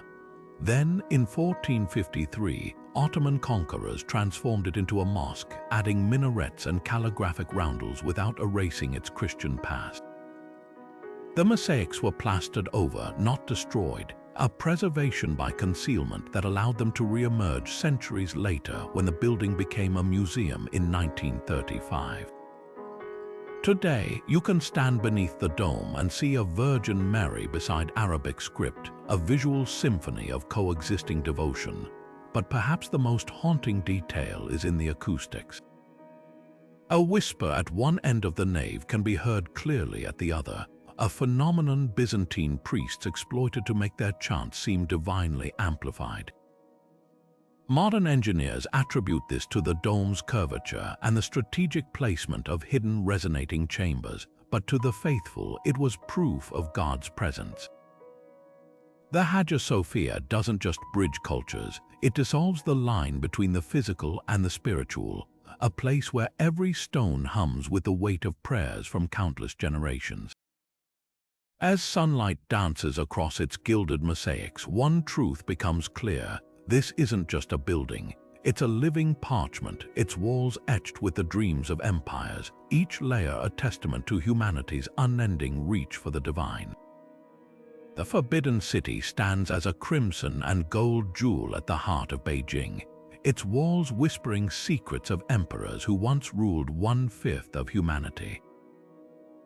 This sprawling complex, built between 1406 and 1420 during the Ming Dynasty, wasn't just a palace, it was a meticulously crafted universe in miniature. Every detail, from the number of roof nails to the hue of the tiles, adhered to cosmic principles. The layout mirrors the celestial order, with the Hall of Supreme Harmony positioned along the central axis like the North Star, flanked by lesser halls representing constellations. Even the color scheme carried divine weight. The yellow glazed roofs symbolized the emperor's connection to heaven, while the vermilion walls embodied prosperity and power. What's staggering is how such precision was achieved without modern tools. The golden roofs alone required over 10 million glazed tiles, each fired at precise temperatures to achieve their luminous sheen. Artisans used a secret glaze containing ground precious stones, giving the tiles their signature glow that still dazzles 6 centuries later. The intricate carvings adorning every beam and balustrade were no less miraculous. Teams of craftsmen employed a technique called dugong, interlocking wooden brackets that required no nails, just geometric genius. These brackets weren't mere decoration. They distributed the weight of the heavy roofs so effectively that the structures survived hundreds of earthquakes. The Forbidden City's construction was a feat of logistics as much as artistry. Workers hauled massive marble slabs from quarries 70 kilometers away, sliding them over ice roads in winter or rolling them on logs during warmer months. The largest, the Imperial Way stone, weighs 250 tons and bears dragon motifs carved so deeply they'd survive erosion for millennia. Even the foundation layers reveal ingenuity. Alternating strata of crushed stone and sticky rice mortar created a shock-absorbent base that outlasted dynasties. But the true magic lies in the symbolism. The 9 rows of door nails on each gate. 9 was the imperial number, representing the emperor's supremacy. The 5 golden phoenixes atop the Meridian Gate. They embodied the 5 Confucian virtues. This wasn't just architecture, it was philosophy set in stone. Today, as visitors cross the moat into this once forbidden realm, they walk the same paths as emperors and concubines, spies and scholars. The stones beneath their feet bear the grooves of countless palanquins, silent witnesses to centuries of intrigue and splendor. The Forbidden City doesn't just showcase China's past, it challenges us to imagine the hands, minds, and hearts that built a world where every brick whispered of eternity. Perched like swallows' nests in the sheer cliffs of Colorado, the Mesa Verde dwellings defy gravity and time. Built by the ancestral Pueblones between 1190 and 1270, these multi-story structures weren't just shelters. They were masterclasses in environmental harmony. Picture 1,000 rooms tucked beneath overhanging sandstone, their tan walls blending seamlessly into the rock as if grown there. The builders used what the land gave them, local sandstone blocks shaped with stone tools, mortar mixed from soil and water, and ceilings reinforced with juniper beams hauled up treacherous slopes. But the real genius lies in their positioning. South-facing alcoves caught winter sunlight for warmth while providing summer shade, and carefully placed windows aligned with solstice sunrises, turning entire villages into celestial calendars. What's truly astonishing is how these communities thrived in such austerity. In a land where water was scarcer than silence, they engineered reservoirs carved into bedrock, channeling runoff from cliff tops through hidden stone ducts. Their crops, corn, beans, and squash, clung to mesa tops in terraced gardens, their roots fed by dew collectors woven from yucca fibers. Even their social structure reflected the landscape. Circular kivas, or ceremonial rooms, were sunk into the earth like inverse towers, symbolizing the Puebloans' connection to the underworld. The cliffs didn't just house them, they shaped their cosmology, their art, their very identity. Then, around 1280, the dwellings emptied. Pots sat unfinished, tools lay where they fell, as if the inhabitants stepped out for a moment and never returned. The leading theory points to a decades-long drought that parched the already marginal land, but the truth is more nuanced. Tree rings reveal not just dry years, but also social unrest. Evidence of burned kivas suggests internal conflicts. Some researchers believe resource scarcity fractured communal bonds, while oral traditions hint at spiritual calling, a migration toward promised lands. Whatever the cause, their departure wasn't frantic. They sealed doorways with care, leaving offerings in rooms as if intending to return. Modern archaeology peels back layers of this mystery with respect. Descendant tribes like the Hopi and Zuni collaborate with scientists, bridging oral history with carbon dating. Laser scans reveal hidden chambers, while pollen analysis traces ancient meals. But Mesa Verde's greatest lesson isn't in its abandonment, it's in its resilience. These weren't primitive cave dwellers, they were engineers, astronomers, and artists who turned adversity into innovation. Their legacy whispers from the stones that survival isn't about conquering nature, but dancing with it. As shadows stretch across Cliff Palace at dusk, the empty windows seem to watch us back, asking who, in the end, is truly more advanced. The Tower of Babel looms large in our collective imagination, not as ruins we can touch, but as a story etched into history itself. According to the Book of Genesis, humanity united to build a tower so tall it would reach the heavens, only for their language to be scattered and their ambitions thwarted by divine intervention. But beneath this parable lies a tantalizing question. Could the tale have been inspired by the real, awe-inspiring ziggurats of ancient Mesopotamia?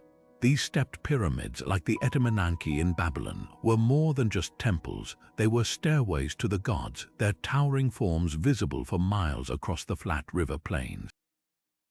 The biblical narrative might not describe a literal tower, but it captures something profound about the era's architectural audacity. Consider the scale of these structures. The Great Ziggurat of built around 2100 BC, rose over 30 meters high, a dizzying feat for its time. Its core was made of sun-dried bricks, while the exterior gleamed with fired bricks coated in bitumen, a tar-like substance that acted as both mortar and waterproofing.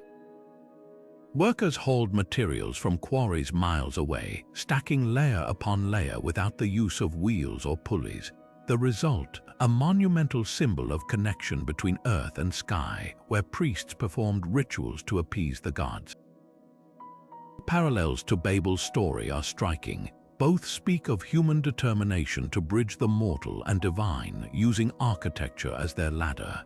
Yet the Tower of Babel's legend carries a darker edge. Unlike the ziggurats, which celebrated order and piety, Babel became a cautionary tale about hubris. The idea of a single, unifying language shattered into countless tongues mirrors the fragmentation of Mesopotamia's city-states, each with its own dialect and rival gods. Some scholars suggest the story reflects ancient anxieties about urbanization. the fear that concentrated power and ambition could invite cosmic retribution. Others see it as a metaphor for the chaos following the collapse of the Bronze Age, when once great civilizations crumbled into isolated pockets of survivors. The mystery deepens when we examine historical records. A cuneiform tablet from the 6th century BCE, known as the Tower of Babel stele, depicts King Nebuchadnezzar II reconstructing a massive ziggurat, possibly the Etemenanki, with the inscription, "I mobilized all countries everywhere to rebuild this tower." Could this have been the real-world project that morphed into the biblical myth? The tower's destruction, whether by conquest, neglect, or divine allegory, resonates with the cyclical rise and fall of Mesopotamian cities, their ziggurats reduced to rubble by time and conquest. What's haunting is how the story endures, from Pieter Bruegel's iconic paintings to modern skyscrapers that scrape the sky. Babel remains a mirror for our own ambitions. It asks a question as relevant now as it was millennia ago. How high is too high? The ziggurats, though ruined, remind us that the drive to build upward is as old as civilization itself. And perhaps that's the true legacy of Babel, not a tower that failed, but a story that refuses to fall.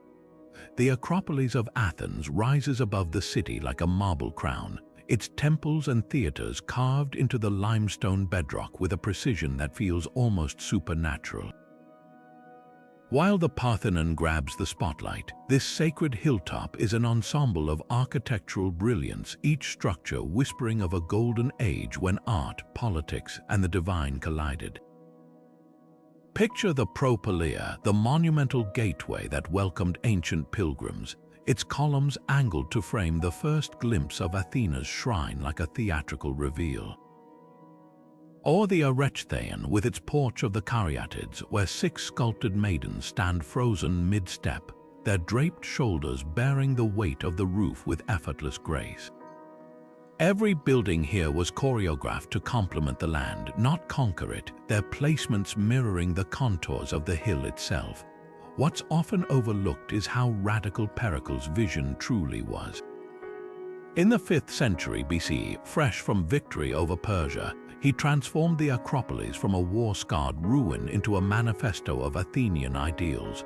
No longer just a fortress, it became a stage for democracy, funded by the city's treasury, not a king's coffers, its construction employing thousands of citizens as masons, carvers, and laborers. The buildings weren't just beautiful, they were political statements, their proportions and adornments broadcasting Athens' cultural supremacy. Take the Temple of Athena Nike, perched precariously on an outcrop. Its delicate Ionic columns and friezes depicting Greek victories were a defiant reminder that this city thrived by the favor of the gods, not the whims of tyrants. The genius of the Acropolis lies in its illusions. The Parthenon's famous curves and inclined columns aren't mere aesthetic choices. They're corrections for human perception, designed to counteract the way our eyes distort straight lines at a distance.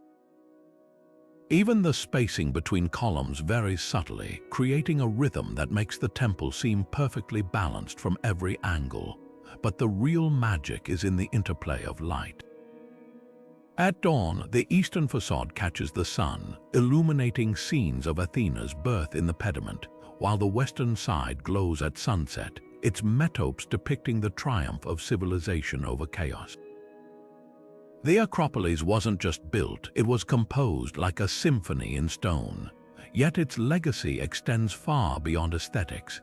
The Acropolis became the blueprint for Western architecture, its principles echoing in courthouses, museums, and capitals worldwide. Thomas Jefferson modeled Monticello after the Parthenon, while the U.S. Supreme Court building mirrors its stoic grandeur. But perhaps its most enduring gift is the idea that public spaces should inspire. Unlike the pyramids or ziggurats built to glorify rulers, the Acropolis was a shared sanctuary, a place where art and democracy intertwined. Today, as golden light washes over its columns, the message still resonates. Greatness isn't just measured in marble, but in the ideals we choose to carve into it. Rising from Moscow's Red Square like a carnival frozen in stone, St. Basil's Cathedral is a riot of swirling colors and impossible shapes, a building that seems more confection than consecration.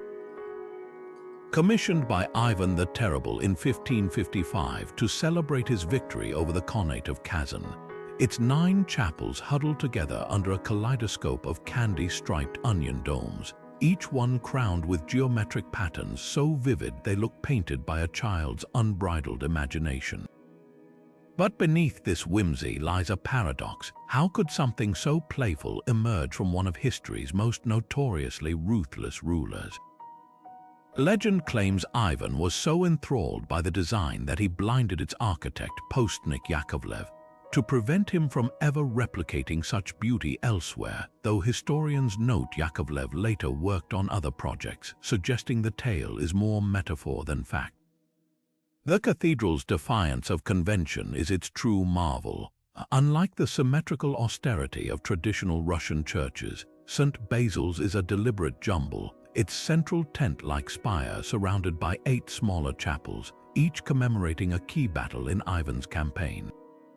The floor plan resembles a flame, with irregular angles guiding pilgrims through a labyrinth of low, intimate sanctuaries before opening into the soaring central nave. This wasn't just architectural rebellion, it was storytelling in 3 dimensions, a monument to chaos tamed by faith. The domes, often mistaken for mere decoration, are structural masterstrokes, their bulbous shapes designed to prevent snow accumulation, while the narrow windows minimize heat loss during Moscow's brutal winters.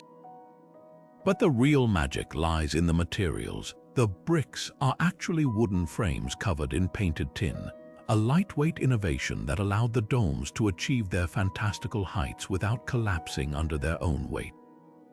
Inside, the walls whisper of lost artistry. Frescoes once glowed with gold leaf and lapis lazuli, now faded to ghostly outlines after centuries of candle smoke and neglect.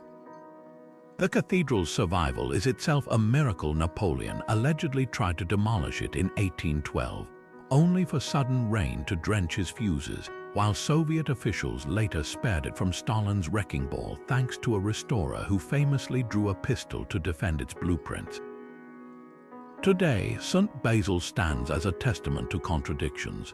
It's both a military trophy and a sacred space, a product of tyranny that somehow exudes joy.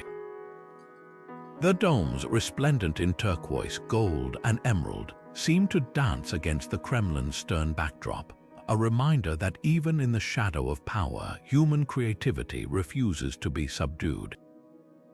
As the setting sun sets the cathedral ablaze in fiery hues, one truth becomes clear. This isn't just a building, it's a rebellion in brick and mortar, proof that beauty can bloom even in the unlikeliest of soils. Emerging from the dense jungles of Guatemala like stone sentinels, the Pyramids of Tikal stand as silent witnesses to the Maya's celestial mastery. Imagine climbing the steps of Temple Roman 4, the tallest pre-Columbian structure in the Americas at 65 meters, and gazing across a sea of emerald canopy where the ruins of grand plazas and palaces lie hidden. These pyramids weren't just monuments, they were portals to the cosmos. The Maya engineered them with such precision that during the equinoxes, the sun's shadow slithers down the northern staircase of Temple I, the so-called Temple of the Great Jaguar, in a perfect diagonal, a solar serpent descending to Earth. Even more astonishing, the alignment isn't just horizontal. Temples I and Roman II face each other across the Great Plaza, their positions calibrated so that when Venus, the Maya's sacred war star, rose at its southernmost point, it would appear to hover directly between their summits, a celestial jewel framed by stone. The genius of Tikal's layout extends beyond single events. The entire city is a mirror of the Pleiades constellation, its major temples arranged to reflect the star cluster's pattern when viewed from specific vantage points. Why this obsession with the heavens? For the Maya, astronomy wasn't abstract science, it was survival. Their meticulously kept calendars, carved into stelae and codices, predicted rainy seasons, dictated planting cycles, and even timed wars to astrological omens.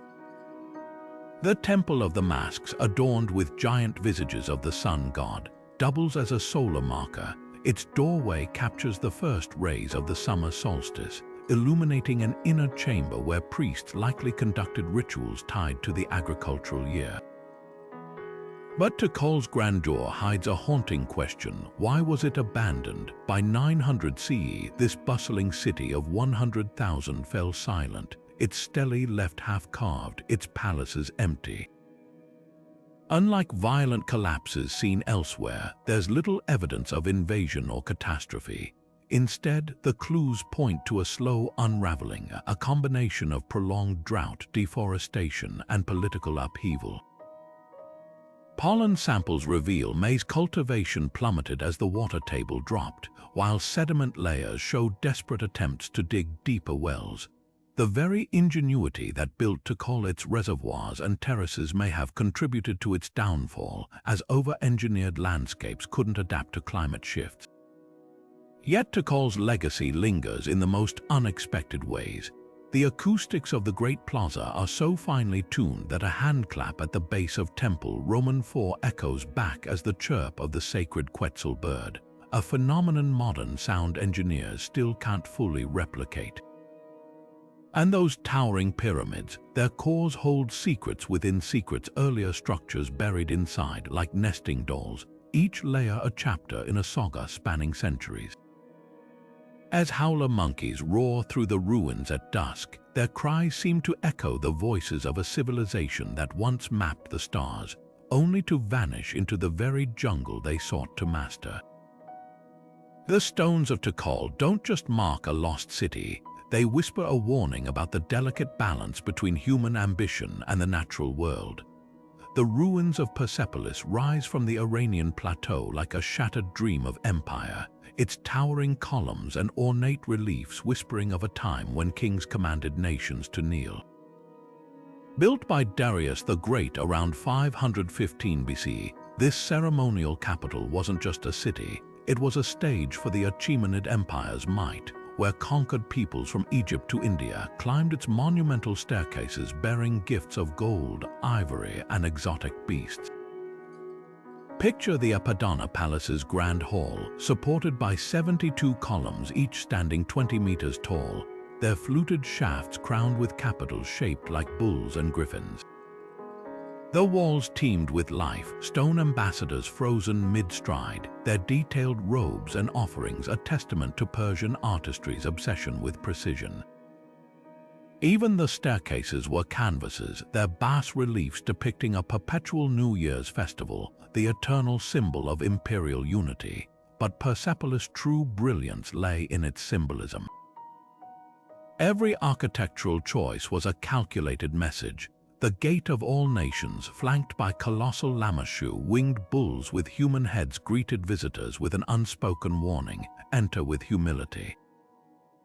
The treasury's labyrinthine storerooms overflowed with tributes, not just as wealth, but as proof of the empire's far-reaching grasp. Even the city's remote location in the Zagros Mountains was strategic, a deliberate display of power so absolute that subjects would traverse deserts and mountains just to pay homage. Then came the fire. In 330 BCE, Alexander the Great's army reduced Persepolis to ashes, an act historians still debate. Was it revenge for the Persian burning of Athens a century earlier? A drunken impulse during a raucous celebration, as some ancient sources claim, or a calculated political move destroying the symbolic heart of Persian resistance? The ruins tell their own story. Layers of soot on the stones, melted gold ceiling cracks in the floor, traces of a conflagration so intense it warped marble. Yet the very violence meant to erase Persepolis preserved it. The fire-hardened clay tablets in the treasury, safeguarding administrative records that now offer unparalleled insights into Achaemenid governance. What's haunting is how the site defied oblivion. The Takara Darius private palace survived almost intact, its polished stones still gleaming. The tombs of Artaxerxes Roman II and Roman III, carved high into the cliffside, gaze down like sentinels over the ruins. Their crosses a later addition by Sasanian rulers who repurposed them as symbols of their own legitimacy. Even the graffiti scratched by Alexander's soldiers' names and boasts in Greek add layers to the narrative, turning destruction into dialogue across millennia. Persepolis today is a paradox, a monument to imperial glory and its fragility. The same stones that celebrated unassailable power now lie broken, yet their artistry still humbles visitors. As sunlight filters through the column's skeletal remains, casting long shadows over reliefs of long-vanished tribute-bearers, the message is clear: empires rise and fall, but the stories we carve in stone endure.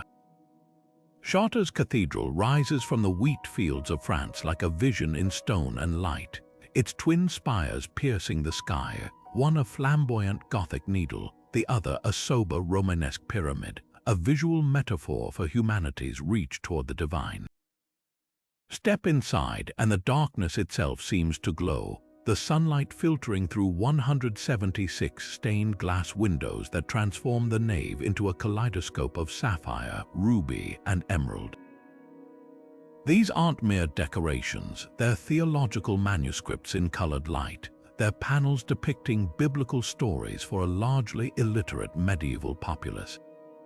The famous Blue Virgin window, with its otherworldly cobalt hue, owes its brilliance to a lost art, glassmakers adding powdered cobalt oxide to molten silica, then layering the glass with pot metal paints that fused permanently when fired. The result, a blue so deep it seems to swallow the horizon, a color contemporaries called the light of heaven made tangible, but the windows are just the beginning. The cathedral's labyrinth, a winding path etched into the floor, unfolds like a spiritual journey in miniature. Unlike mazes designed to confuse, this single 11-circuit path invites contemplation. Pilgrims once walked it on their knees as a substitute for traveling to Jerusalem. The labyrinth's dimensions hold mathematical secrets too. Its circumference matches the diameter of the rose window above the west facade, while its path length mirrors the height of the nave. This wasn't coincidence, it was sacred geometry, the medieval belief that God's perfection could be expressed through numbers. The true marvel lies in how Chartres harmonizes contradictions.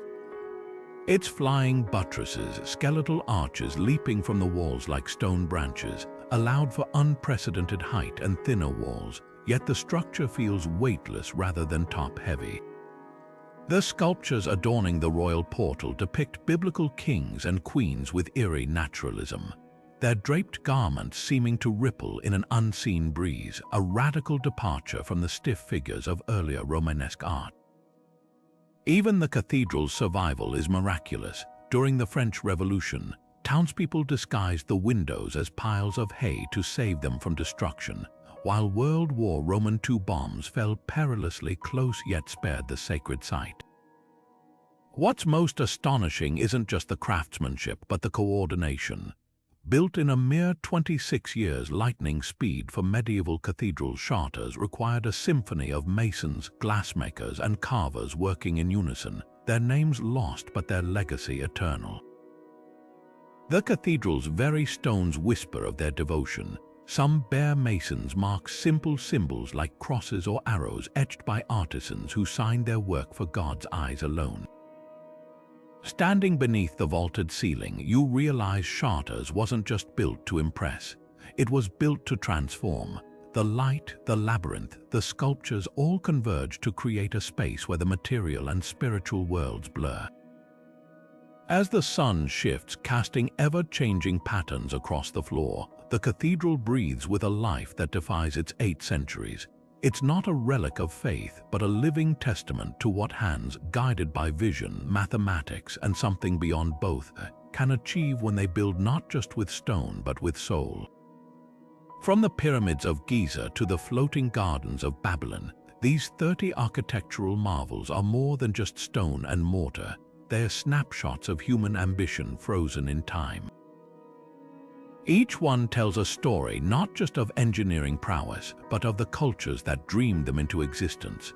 The Great Wall whispers of emperors desperate to hold back the unknown, while Machu Picchu's terraces sing of a civilization that danced with the mountains rather than conquering them.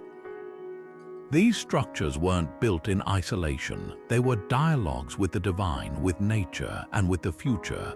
What's astonishing isn't just the scale or the precision. It's the sheer diversity of solutions to the same fundamental questions. The Inca shaped stones like puzzle pieces without mortar, while Roman engineers mixed volcanic ash into concrete that still stands stronger than modern blends. The Maya encoded celestial patterns into their temples, and the builders of Chartres Cathedral turned sunlight into scripture. Every culture, every era, found its own language of form and function, proving there's no single path to greatness. But these wonders also challenge our assumptions about progress. We often picture history as a straight line from primitive to advanced, yet the acoustics of Chichen Itza still baffle sound engineers, and the self-healing concrete of the Pantheon puts modern materials to shame. Perhaps the real lesson is that innovation isn't about the tools you have, but the vision you bring to them. The past wasn't a rehearsal for our present. It was a parallel universe of brilliance with its own peaks and valleys. Now it's your turn. Which of these feats left you awestruck? Was it the mathematical perfection of the Great Pyramid or the cliffside audacity of Petra's tombs? Maybe the haunting beauty of Borobudur's silent Buddhas spoke to you, or the cosmic precision of Tikal's temples. Drop your favorites in the comments. We'd love to hear which wonders resonate with you. And if you enjoyed this journey through time, hit that subscribe button to join us for more deep dives into history's greatest mysteries. The stones of these ancient sites don't just belong to the past. They're invitations to marvel, to question, and to remember that every generation leaves its mark on the world. Whether it's a pyramid or a pixel, the urge to build, to create, to reach beyond what seems possible is what makes us human. And somewhere, right now, a future wonder is being dreamed into existence, waiting for its moment to astonish the centuries to come.